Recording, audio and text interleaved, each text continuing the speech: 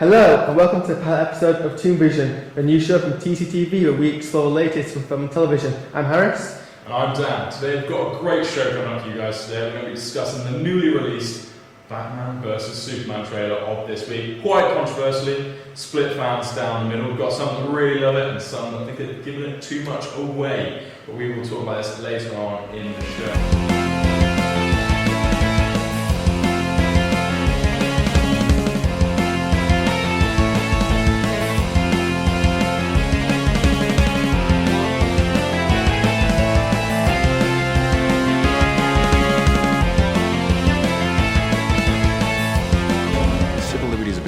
On in your city. People living in fear. He thinks he's above the law. The Daily Planet criticizing those who think they're above the law is a little hypocritical. What'd you say?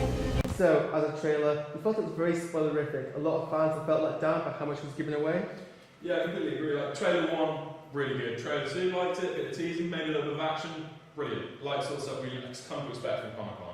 Now, I just felt like this trailer, first segment, really liked it. I just felt it just got a bit too chronological towards the end. Yeah, that's true. The tension between Batman and Superman was good to see, and the first proper look at the characterization of Lex Luthor by Jesse Eisenberg was also a joy to see. But the rest of the trailer, which was the conflict between the fighting scenes between Batman and Superman, why Batman hates Superman, why Superman hates Batman, and then the end bit where we all see them come together, was too chronologically placed. It felt like a last time look at the film rather than look forward to the film, and we feel that sort of gave too much away. Yeah, I mean, it's interesting that you mentioned Jesse Eisenberg there, because I personally thought it was a high point of the trailer, so we're going to have a quick look at him now. Boys, Bruce Wayne meets Clark Kent. I love it. I love bringing people together. How are we? Lex? Hi, hello, Lex. It is a pleasure. Ow, wow, that is a good grip. You should not pick a fight with this person. One redeeming factor from the trailer is a rather in-depth better look at what direction Jesse Eisenberg is taking Lex Luthor. Completely agree with you there, Haaris. Like, loved the whole portrayal of it, but I did think that it might have been straying a bit too far off the comic book trailer of Lex Luthor. Yeah, he does give a very Nick Cage, non-directed vibe, but I actually think I'm alright with that. Jesse Eisenberg is clearly enjoying himself in the role, and it's quite contagious. I mean, I did like the portrayal, but I just think I like the eccentricness, and clearly they're going for the young look as he still got his hair, but I do wonder how and when he's going to use his hair. Because as we've seen from pre-production photos, Jesse Eisenberg does shave it all off, so it is a question, when will the shave happen? It's time you learn what it means to be a man. Zack Snyder is back once again, darker, grittier than ever it would appear for the Batman vs Superman trailer.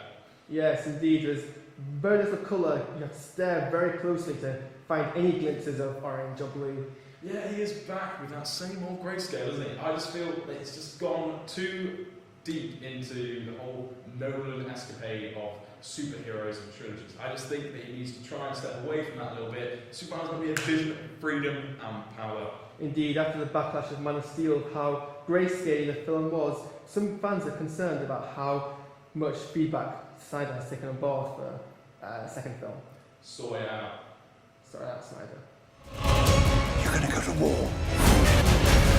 That son of a bitch brought the war to us. You know you can't win this. It's suicide. So, this film is of course a chance to see how Ben Affleck spins Batman and Bruce Wayne. We're very impressed by the way he's portraying Bruce Wayne in this film. He's got the whole old age Bruce Wayne down to a very wise man figure, but yeah, as we said earlier, I like the tension between Cavill and Batfleck at the very beginning. I thought it was really good, but I just think that it's taken the whole gritty branding criminals with his own insane, a little bit egocentric there, Batfleck. But you know, I'd be interested to see how it goes. But I just feel he's kind of straying that line of criminal too far. Indeed, and with the prospect of a Ben Affleck directed Batman movie in the future, it'd be interesting to see how this leads on to the end. You know, as a starting point, because that is something I'm looking forward to. But again, it depends on how well this movie portrays. I do agree. The signature dish of the DC Cinematic Universe is that dark, gritty tone, which I think Batfleck will hit the nail on the head for that movie. And people do like the whole grittiness of it, and the fact that The Dark Knight Rises was so, and the Dark Knight trilogy itself was so orientated around the idea of violence and real violence, that maybe it could be a success. And he's directed some great movies. Argo got multiple Oscar nominees, so it could happen, and it could be a very good achievement. Question is though, is it possible to take Batman too far violent, especially with the potential of younger audiences coming to see it? But that's something we'll have to find out. It's true.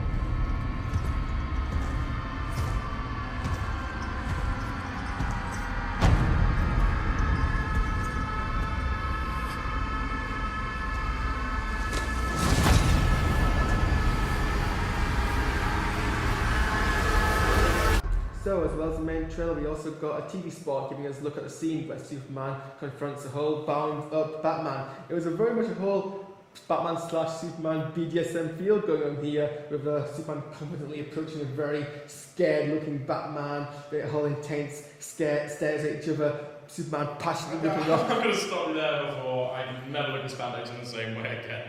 Yeah, maybe you should have worn George Clooney's Batman costume. On that note, the fact that this is never going to outlive that horrible, horrible portrayal of Batman. But what is interesting is when you talk about costume design, as Zack Snyder seems to have adopted that same grittiness from Man of Steel and applied it straight onto Wonder Woman. But another interesting thing, I kind of felt like it was a bit of a glorified cameo, just to kind of come in at the end and try and help the guys out, try a bit of muscle up against Doomsday. Man won't kill God. The devil will do it. What have you done?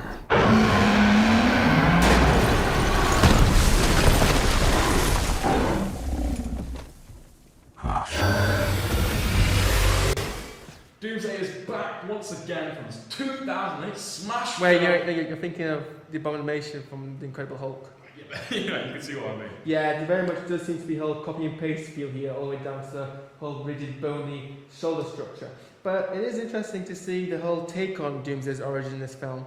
Yeah, I would agree with that. There seems to be that Lex Luthor has gone off the rails a bit, messing around with things he doth not understand, once again creating what seems like the morph of Michael Shannon's Zod into this Doomsday-like creature. And it'll be interesting to see whether Doomsday ends up beating them all to a pulp, or the Holy Trinity whoops some ass. So, that's been our first episode of T00nVision. Let us know what you think in the comments below. Do you agree with us, disagree with us? What are your thoughts on the whole Superman vs. Batman, Batman vs. Superman trailer? Let us know, and we'll see you in the near future. I've been Haaris and Dan. The laws of dramatic effect would say play this sound clip further along in the conversation, but I'm not going to be able to hold myself, so I just want to... This is the part of the trailer which really hit me. Please. Oh, is this the feels bit with Tony? Sorry, Tommy. You know I wouldn't do this if I had any other choice. But he's my friend. So was I. It's the best thing! Oh my god. No, the feels. Hello, and welcome to the pilot episode of T00nVision, the new show from blah blah blah. Snyder is back once again with his trademark kind of bit stylistic, dark kind of cinematography that we don't really know if we like or love yet, which is a question I pose to you, Haaris. What do you think about that? I've forgotten my line. Yeah, I didn't know what I was saying. Okay. So, Haaris, tell me that. Sorry, I just got my mind about the idea of, you mentioned spandex, so I'm thinking maybe Batman should have worn the George Clooney bat nipple thing for that BDSM scene. Oh, good. The old bat nipples. Bat Right, I think nipples. we're getting off topic with these nipples. So, back on to topic. The Wonder Woman cameo at the end, I felt like it was a little... Lollipop, lollipop, oh lollipop. So we also got a TV spot showing the scene where Superman confronts a bound and changed. So as well as the main TV trailer, we also got a TV spot where we saw Superman confront a bound and changed. Is it just by accident? I've just noticed that. Chained. Yeah. Chained. Yeah, I don't think DC Universe is ever going to outlive that stain on its permanent cinematic trailer. Ah, fucking tits. Right. God damn. God damn. Right. I do think that's because Lex Luthor is once again a doctor messing around with nature with his 1 billion idea that he has about life and stuff. He liked life, doesn't he? Lex Luthor. Fast and Furious. Just this will be our first female lead that she takes part in. What are your views on her? And usually the typical form of Wonder Woman is an Amazonian, so not really quite a form of Gal Gadot. What is your impression of this? I think that my question of it is The camera style.